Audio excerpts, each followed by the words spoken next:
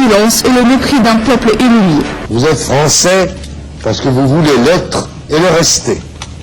Et personne ne pourra aller contre cette vérité d'évidence. Les leaders de l'opposition avaient d'ailleurs demandé aux habitants de rester chez eux afin d'éviter un bain de sang. En février 1973, on assiste à la fusion de l'Union populaire de Hassan Bouled et de la Ligue pour l'avenir et l'ordre d'Ahmadini qui donne naissance à la Ligue populaire africaine qui désormais sera le parti qui regroupe l'ensemble de la population du TFAI, mais la lutte va se radicaliser. Le 14 novembre 1974, le LPA devient la Ligue populaire africaine pour l'indépendance, soutenue par l'OUA et la Ligue arabe. Il entend s'ouvrir au monde entier pour avoir un soutien régional, continental et international. Le 22 mai 1975, le mémorandum est présenté au gouvernement de la République française par la Ligue populaire africaine pour l'indépendance. Conscient de représenter les aspirations et les intérêts légitimes de notre peuple, nous affirmons aujourd'hui, solennellement, que seule l'indépendance de notre pays pourra en assurer la paix intérieure et extérieure dans le respect de sa dignité. La Ligue se pose en seul représentant légitime de l'ensemble de la population pour exiger une indépendance négociée avec la France. Devant cette ultime manœuvre, un bon nombre de parlementaires se désolidarisent avec l'actuel gouvernement et se mettent dans l'opposition. L'affaire de Loya Ada vint dès février envenimer les situations déjà compliquées. Un commando du FCS avait enlevé un quart d'enfants de militaires français à la frontière. Plusieurs victimes étaient tombées, dont 2 enfants. On peut deviner que l'image de la France aux yeux du monde fut quelque peu ternie. Au cours du premier trimestre de 1976, le pouvoir français consent à inviter la LPI à exposer son point de vue sur l'indépendance et à faire partie de la table de négociation avec tous les partis concernés. L'actuel chef de l'État était parmi la délégation. De son côté, la Ligue devenue un mouvement de masse et réaffirme que la participation de tous les nationaux aux consultations populaires est une exigence fondamentale. Aussitôt, un gouvernement provisoire était constitué, sous l'égide d'Abdallah Kamil, avec 8 membres de la tendance de Barkhad Gourad et 2 ministres de la LPI. En 1977, à une écrasante majorité de 98% des votants, la population opte dans un calme parfait pour l'indépendance et élit une nouvelle assemblée de 65 membres. Moins de 2 mois plus tard, le 27 juin, l'indépendance nationale est proclamée. On se prépare à bâtir une nation progressiste, socialisante, antitribaliste et nationaliste. Le nouvel État n'entend pas rompre avec la France. 7 accords de coopération sont aussitôt signés.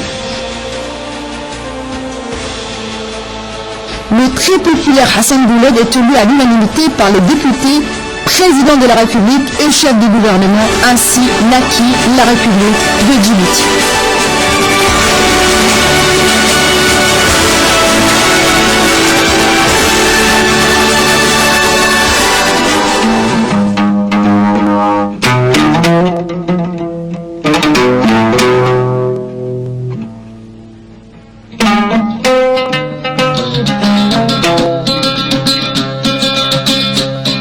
Hassan Bouled Abidjan est né en 1916. Sa carrière politique a commencé en 1950 quand il est devenu sénateur dans le Conseil des représentants à Paris et membre de la Chambre des députés. Celle-ci se poursuivit dans la foulée lorsqu'il devint président du Conseil de gouvernement entre 1959 et 1960, puis ministre de l'Éducation nationale dans le cabinet de l'administration locale.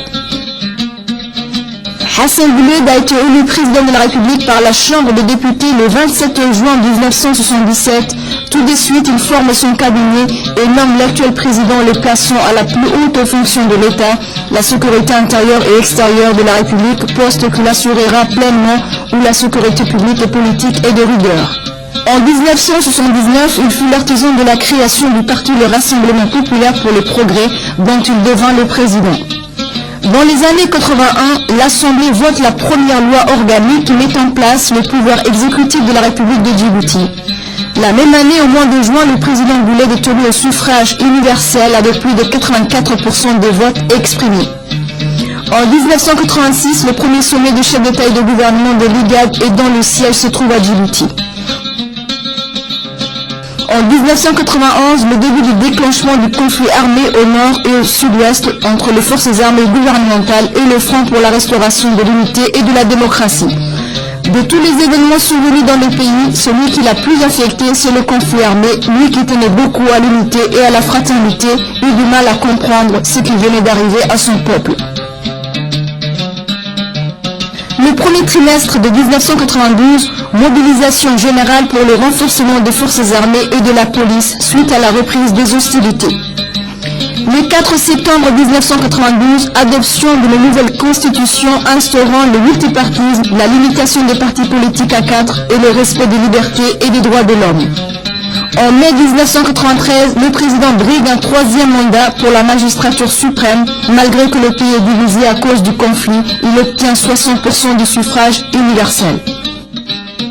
C'est dans ce contexte que le président Gouleb donne sa pleine confiance à son chef de cabinet et devient l'homme de la situation pour trouver une issue à cette guerre. L'année suivante, il ouvre des négociations avec la rébellion, avec l'aide de son chef de cabinet et du premier ministre Barkhad Dourat. Le 26 décembre 1994, signature des accords de paix et de réconciliation nationale entre le gouvernement et le FRUD, mettant fin au conflit armé engagé en 1991.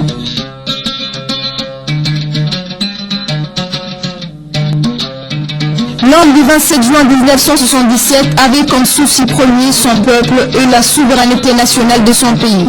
Il avait su tirer notre jeune République du jeu de ses voisins. Il avait aussi bien manœuvré en restant neutre pendant le conflit de ces deux géants, la Somalie et l'Éthiopie. Son successeur, l'actuel chef de l'État, a su aussi à son tour bien manœuvrer en imposant la neutralité lors de la guerre érythro-éthiopienne. Malgré les difficultés de la vie, Gouleb nous a appris à rester dignes et fiers. En faisant de Djibouti un havre de paix où la sécurité publique et la stabilité politique est une exigence fondamentale pour la démocratie. 5 ans plus tard, il décide de quitter le pouvoir, estimant qu'il avait droit au repos.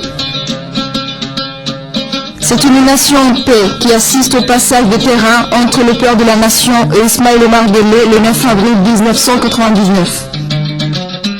À 90 ans, après une vie bien remplie, il a été rappelé à Dieu le 21 novembre 2006.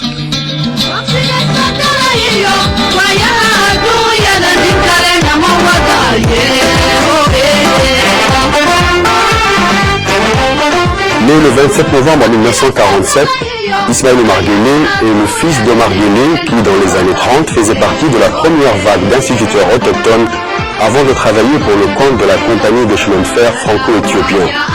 Il est aussi le petit-fils de Guelleh Batal, une des figures des notables djiboutiens qui co-signèrent le traité additif avec la France. C'est en 1964, à l'âge de 18 ans, qu'Ismaël Omar Guelleh occupe son premier emploi au sein de la police, appelée Sûreté Générale. La période de lutte pour l'indépendance, au cours de laquelle il a fait preuve d'un engagement très actif, entraînant en 1974 son éviction du corps de la Sûreté Générale. Il n'avait que 30 ans lorsque Gouleb le nomme chef de la sécurité intérieure et extérieure, la plus haute fonction de l'État. En 1979, il dirigera la commission culturelle du parti RPP. En 1987, il intègre la plus haute instance politique de cette formation et devient membre du bureau politique. Ainsi était tout tracé la carrière politique de ce jeune militant pour succéder au président Gouleb. Dès sa nomination à la magistrature suprême, Ismaël Omar Guelleh avait comme objectif la recherche de la paix. En faisant de la République une nation pacifiée, il a permis à tout citoyen, quelle que soit son origine, de vivre en paix dans une société démocratique. Il a cherché à faire disparaître le clivage stérile en tendant la main à toutes les bonnes volontés et a entamé des négociations avec le FRUD en 2001, comme il l'avait fait en 1994. Il a joué un rôle dans la sous-région. Ce succès a en effet contribué au rayonnement de la diplomatie djiboutienne. En 1999, et malgré une situation chaotique difficile à gérer, M. Ismaël Omar Guelleh a pu relever le défi. Nous avons effectivement pensé suivre le chemin de notre prédécesseur, à savoir que Djibouti ne peut survivre qu'avec la paix. une paix